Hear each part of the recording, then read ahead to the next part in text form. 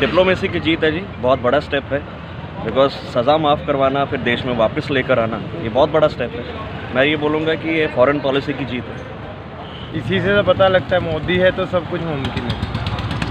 मोदी की वजह से हो रहा है, सारा वर्ल्ड उसको मान रहा है। इससे बड़ी बात और क्या होगी हमारे लिए। लेकिन नमस्कार दोस्तों, मैं संतोष चौबे न्यूज़ सर्वोत्तम में आपका हार्दिक स्वागत करता हूं। दोस्तों, आज मैं आपको दिखाता हूं कि प्रधानमंत्री नरेंद्र मोदी जी इस समय यूएई में हैं और वहां पर बहुत ही ज़ोर शोर से उनका स्वागत हो रहा है। इतना प्रभाव उनका है कि वहाँ पर भी वातावरण राममय हो गया दोस्तों। लेकिन दोस्तों, आज इस शुभ अवसर की घड़ी पर हमारे देश के लोगों की क्या राय है इस पर, तो आइए मैं आपसे बात करके दिखाता हूँ। सर, आपका गुड नेम? वरुण। वरुण साहब, क्या करते हैं आप? बिजनेस करता हूँ। साहब, ये बताएं कि कतर में 8 नेवी के जवानों की फांसी की सज़ा हुई थी, जिसमें नरेंद्र मोदी साहब के हस्तक्षेप से वहाँ के अमीरात से मिले और उनको फांसी की सज़ा ही उन्होंने माफ़ करवा दिया जी। इस पर आपकी क्या राय है? डिप्लोमेसी की जीत है जी, बहुत बड़ा स्टेप है। बिकॉज सज़ा माफ़ करवाना फिर देश में वापस लेकर आना, ये बहुत बड़ा स्टेप है। मैं ये बोलूँगा कि ये फॉरेन पॉलिसी की जीत है। अच्छा साहब, ये बताइए कि ये एक ऐतिहासिक घटना मानी जा रही है, पूरे वर्ल्ड में इस बात की बड़ी चर्चा हो रही है, लेकिन हमारे ही देश में मोदी का को लोग बहुत ज़्यादा गलत बोलते हैं। तो फॉरेन और यहाँ के ऐसी बातों में इतना फ़र्क है, इस पर क्या आप कह सकते हैं? देखिए, ये नैरेटिव की लड़ाई भी हो सकती है, सबका अपना अपना माइंडसेट भी है, लेकिन सच तो यही रहेगा कि जो स्टेप हुआ है, जो रिज़ल्ट आया, उसको कोई डिनाई नहीं कर सकता। अगर सज़ा माफ़ हुई है और हमारे जवान वापस आए हैं तो आएँ, इसको डिनाई नहीं कर सकते आप। तो ये बहुत बड़ी जीत है। बाकी नैरेटिव की लड़ाई है, जो लोगों ने सोचना है वो अपनी अपनी माइंडसेट है। अच्छा साहब, ये बताएं कि यूसीसी कानून आ रहा है देश में, उत्तराखंड में तो लागू भी हो गया, तो इस पर आपकी क्या राय है? डेफिनेटली बहुत अच्छा स्टेप है ये। इंडिया में तो अब लॉन्च हो रहा है, फॉरेन में जाएंगे तो यूनिवर्सल सिविल कोड बहुत पहले से है, तो ये डेफिनेटली होना चाहिए यूनिवर्सल सिविल कोड। इसके बहुत फ़ायदे भी हैं, राइट।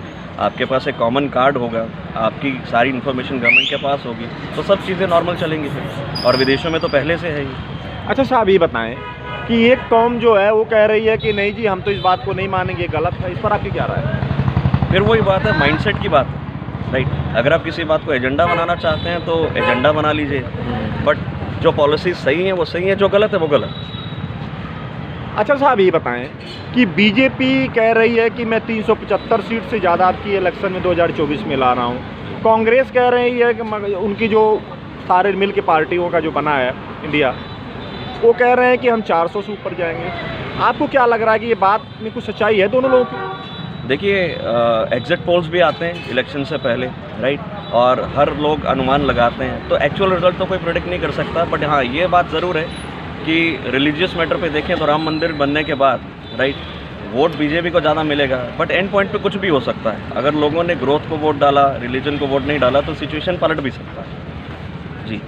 अच्छा साहब, ये बताएं कि ताजमहल पर भी केस पड़ गई, तो कह रहे हैं तेजो महालय पहले था, शिव मंदिर था, जो कि शाहजहाँ ने खरीद के बनवाया था, और कहीं के उसका मैं भी देखा हूँ कि कमल का फूल या कलश, पान और आम के जैसे कुछ पत्ते वत्ते का भी दिखा रहे थे। इस पर आपकी क्या राय है? ताजमहल जैसी जगह क्या शिव मंदिर हो सकता है? देखिए, ये तो आर्कियोलॉजिकल सर्वे वाले आपको बताएंगे, लेकिन अगर इतिहास के साथ कुछ छेड़छाड़ हुई है तो उसको करेक्ट करना भी गलत स्टेप नहीं बोला जा सकता। अगर कुछ छेड़छाड़ हुई है, अगर वहाँ पर ताजमहल था तो ताजमहल भी एक्सेप्टेड है, लेकिन अगर शिव मंदिर था और किसी समय पे अगर हिस्ट्री के साथ छेड़छाड़ हुई है तो उसको करेक्ट करना और अपने देश को बताना बहुत ज़रूरी है। अच्छा साहब, ये बताएं, अगर बाई चांस इस बात को क्लियर कर दिया जा रहा है कि नहीं वाकई में, क्योंकि वहाँ के तहखाने को खोला जाएगा, ऐसा मांग हो रही है, तो अगर ये कह दिया जा रहा है कि वाकई में ताजमहल तेजो महालय ही था, तो इतनी बड़ी इमारत के साथ कुछ छेड़छाड़ की जा सकती है, ऐसा संभव है?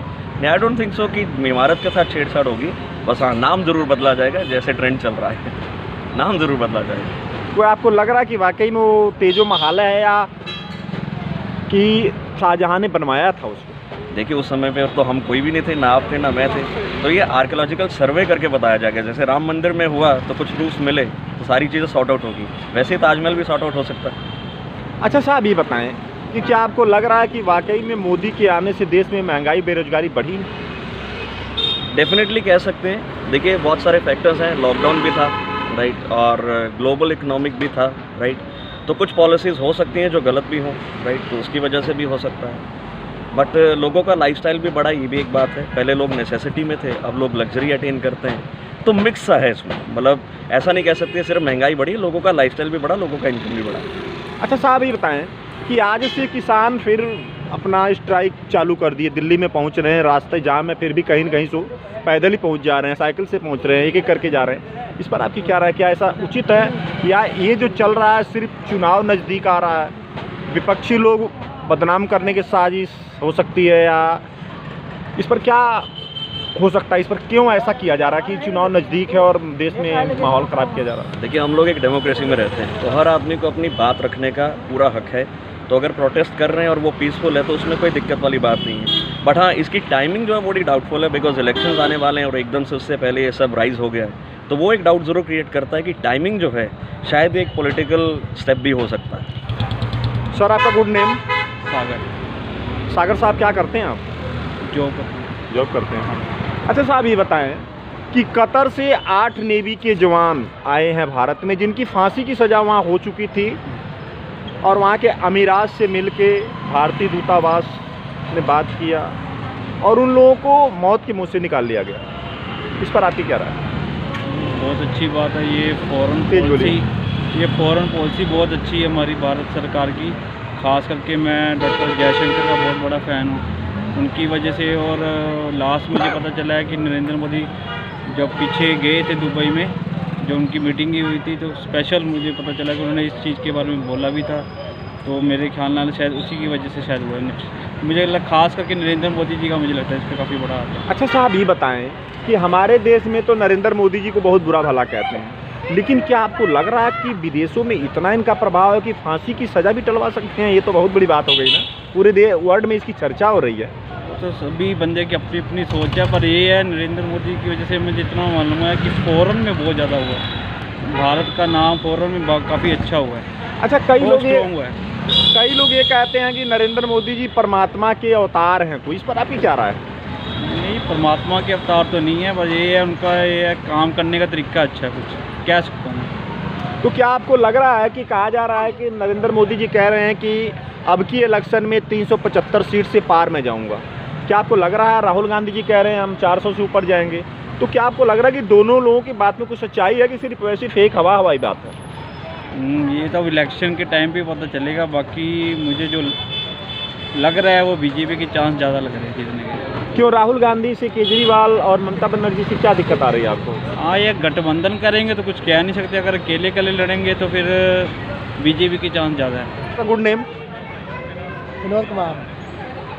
मनोहर साहब ये बताएं कि 2024 का चुनाव जो है नज़दीक आ गया, उसमें मोदी जी कह रहे हैं मैं 375 सीट हमारा टारगेट हम लेकर आएंगे, और राहुल गांधी जी और जो पार्टियां हैं वो कह रही हैं 400 से ऊपर जाएंगे।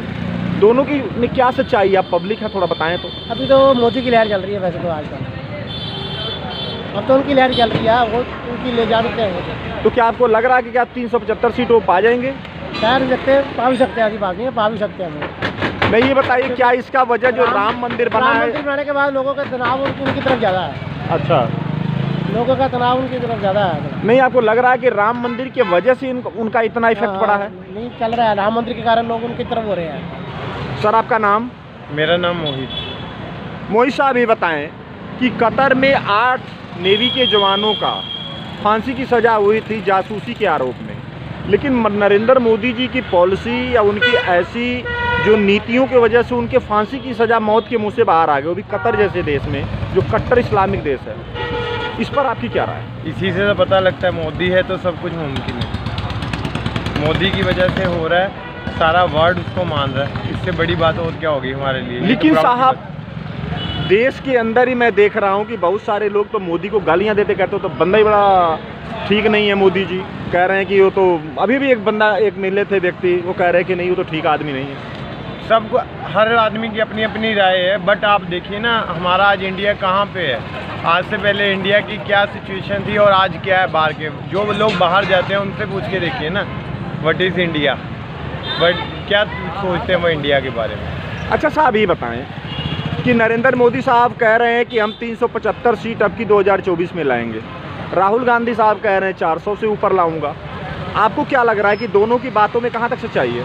ये तो आपको भी पता ही है सर, मोदी तो आएगा ही आएगा, मोदी को कोई रोक नहीं सकता। मोदी एक आंधी है, वो आएगी ही आएगी। नहीं क्यों, राहुल गांधी में केजरीवाल में आपको क्या प्रॉब्लम है? अभी उनको सीखने के लिए बहुत टाइम लगेगा सर। दे यार अभी तो उन मोदी के काबिल ही नहीं है वो। अभी तो वो डिबेट नहीं कर पाते हैं, तो बोलना तो बोल नहीं पाते हैं, तो वो करेंगे क्या? जिनको ये नहीं मालूम है आलू कहाँ उगता है, पेड़ पे उगता है या ज़मीन में उगता है, वो क्या करेंगे? लेकिन वो तो प्रधानमंत्री पद का पूरा दावेदारी रख रहे हैं। दावेदारी तो हर आदमी रखता है सर, हर आदमी चाहता है। दावेदारी से नहीं ना होता, उसके लिए नॉलेज भी चाहिए, उसके लिए एटीट्यूड भी चाहिए, उसके लिए होना भी चाहिए, गर्ड्स भी चाहिए ना।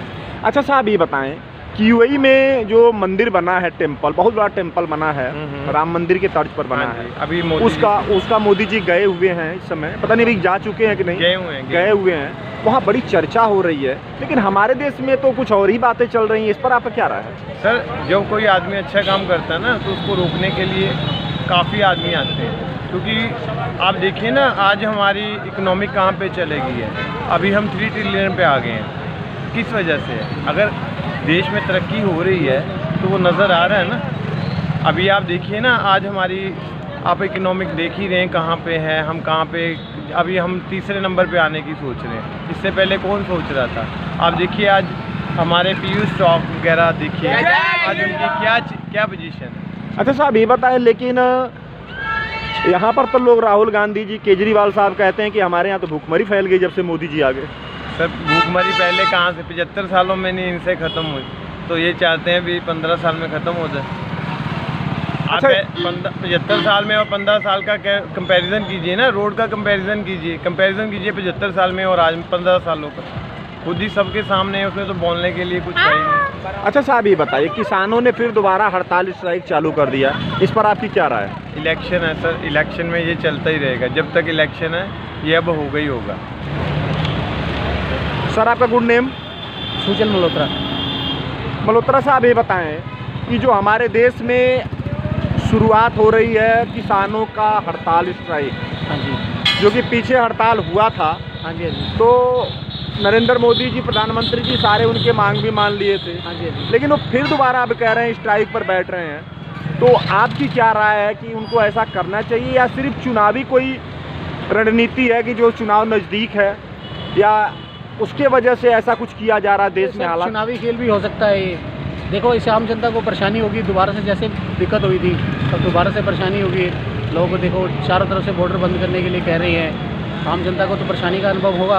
पहले भी देखो कितना हो गया, किसान भी अपनी तरफ एक तरफ से ठीक है अपनी तरफ, अब जो उन्होंने मांगे मान ली थी फिर भी अब प्रॉब्लम आ रही है। नहीं साहब, वो तो ये कह रहे हैं कि जो हमने मांगे मनवाई थी अभी तक लागू ही नहीं हुआ।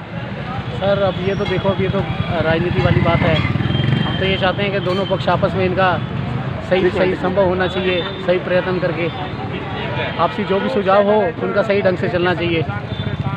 अच्छा साहब ये बताएं, तो क्या जो हड़ताल करेंगे इससे वो क्या देश का कोई फ़ायदा होने वाला, किसानों का फ़ायदा होगा आपको लगता है? फ़ायदा क्या होगा? फ़ायदा तो किसी का नहीं होगा। अभी ये शांति पक्ष से दोनों के मुद्दे सुलझ जाए तो इससे बढ़िया कोई बात ही नहीं है। सर आपका गुड नेम? आरन। आरन जी क्या करते हैं, पढ़ते हैं? डॉक्टर हो गया CMC। अच्छा ओके, क्या बात है। किस चीज़ के डॉक्टर हैं साहब? अभी तो जनरल प्रैक्टिशनर हूँ मैं। अच्छा, इंटर्न। अच्छा साहब ये बताएं कि हमारे प्रधानमंत्री जी गए हैं इस समय यूएई में, वहाँ पर बहुत बड़ा हिंदू टेम्पल बन चुका है, उसका उद्घाटन, इसके बारे में आपका क्या कहना? इंडियन हिंदूज़ के सेंटिमेंट्स को आप यूएई में रिप्रेजेंट कर रहे हैं, इट्स अ गुड थिंग। वहाँ के लोग कह रहे हैं, मैंने वहाँ का न्यूज़ भी देखा है, कि जब से नरेंद्र मोदी जी आए हैं हमारा सम्मान बढ़ गया। लेकिन हमारे देश के लोग तो कहते हैं जब से नरेंद्र मोदी जी आए यहाँ पर तो बेरोजगारी और बहुत सारी प्रॉब्लम खड़ी हो रही है। इस पर आपका क्या कहना? तो हाँ, प्रॉब्लम्स तो है हमारे देश में फॉर श्योर। मैं वैसे तो पूरा सपोर्ट भी नहीं करता। नहीं, आपको क्या प्रॉब्लम उनसे महसूस हो रही है, जो आप थोड़ा दर्शकों को बताएं, हम दिखाएं ना उनको क्या प्रॉब्लम है यहाँ पर? लाइक मैं तो क्रिश्चियन हूँ, आई एम क्रिश्चियन। तो यहाँ क्रिश्चियन और हिंदू की बात नहीं, आप यहाँ के नागरिक हैं, सिटीजन हैं। एज सिटीजन ऑफ इंडिया, जो मैंने सुना है मेरे जो फेलो क्रिश्चियन थे उन पे काफ़ी हमला वगैरह हुआ है, तो वो और मोदी कभी PM मोदी ने कभी बोला कुछ नहीं उसके बारे में। अच्छा ये बताइए, अगर हमला हुआ तो क्या उसका जिम्मेदार आप मोदी को ठहरा सकते हैं?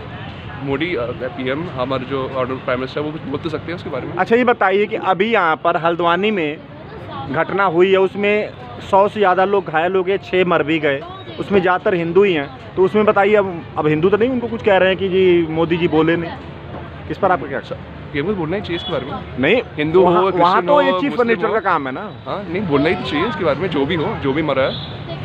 और इसी बात तो नहीं है, वो बहुत आई हैव जो UPI है, जो GDP if you look per capita, मुझे भी ऑनेस्टली मुझे I don't agree with all his policies. वैसे अच्छे काम भी किया, स्पेशली मैं मुंबई में रहता हूँ। वैसे मुंबई में स्वच्छ लाइक स्पेशली जब BJP सरकार आया मुंबई में, तो डस्टबिन्स इंक्रीज काफ़ी सारा इंक्रीज हुआ है, तो बहुत क्लीनलीनेस तो हुआ है मुंबई में। जो जैसे I have been staying there for more than 15 years, तो बहुत ज़्यादा क्लीनलीनेस हुआ है BJP के पॉलिसीज की वजह से। अच्छा ये बताएं कि कतर से 8 नेवी के जो जवान थे उनको मोदी जी फांसी की सज़ा से छुड़वा लाए, ये तो बहुत बड़ी बात है। पूरे वर्ल्ड में इसकी चर्चा चल रही है कि मोदी का इतना प्रभाव कि वहाँ के जो अमीरात हैं फांसी की सज़ा ही चेंज करके छोड़ दिए उनको। इस पर आपका क्या कहना है? बहुत बड़ी घटना है, इस घटना को छोटे में तो ऐतिहासिक घटना हो गई ना।